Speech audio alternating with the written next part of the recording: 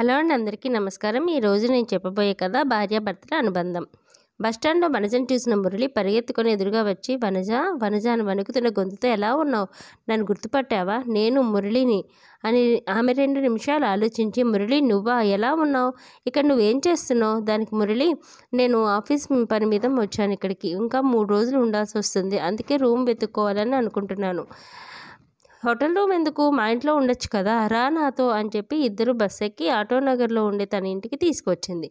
Gate చెప్పడవడంతోనే పక్కింట్లో ఆడుకుంటున్న అనిరుద్ధ్ అమ్మ అంటూ పరిగెత్తుకుని వచ్చి అమ్మని చుట్టేసుకున్నాడు.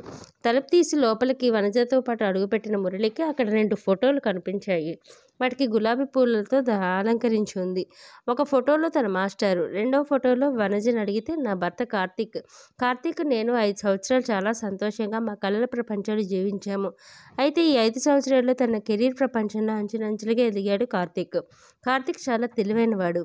ఆఫీస్ పని మీద మీటింగ్కి బయలుదేరిన కార్తీక్కి యాక్సిడెంట్ అయ్యి అక్కడికక్కడే మరణిస్తాడు. వెంటనే కార్తీక్ పేరు మీద ఉండే అన్ని ఆస్తులు వనజ పేరు మీద ట్రాన్స్ఫర్ అయ్యాయి.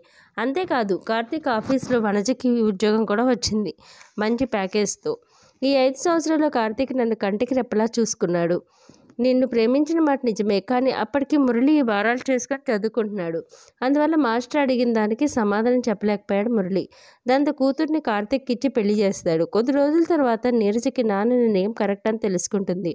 పెళ్లి తర్వాత ప్రేమ మనుషుల్ని బతికించదు, మనుషులకి సుఖమైన జీవితం కోసం డబ్బు కావాలి. అలా 3 రోజుల తర్వాత మురళి వెళ్ళబోతూ తన మనసులో మాట నీరజకి చెప్తాడు. అయితే మురళికి బాక్స్ రెడీ చేసి సైలెంట్గా బ్యాగ్ చేతికిచ్చింది. వెళ్ళిపోతున్న అతనికి ఒక ఉత్తరం అందించింది. ట్రైన్లో విండో పక్కన కూర్చొని మురళి ఆ లెటర్ ఓపెన్ చేసి చదివాడు. క్షమించు మురళి, నా కోసం నువ్వు పెళ్లి చేసుకోవడం మానేశావు, అది కరెక్ట్ కాదు. నాకు కార్తీక్తో గడిపిన 5 సంవత్సరాలు జీవితం మొత్తం దాచుకోవడానికి జ్ఞాపకాలున్నాయి. మా తీపి గుర్తుగా అనిరుద్ధ్ ఉన్నాడు. వాళ్ళ నాన్న అంటే అనిరుద్ధ్కి చాలా ప్రేమ.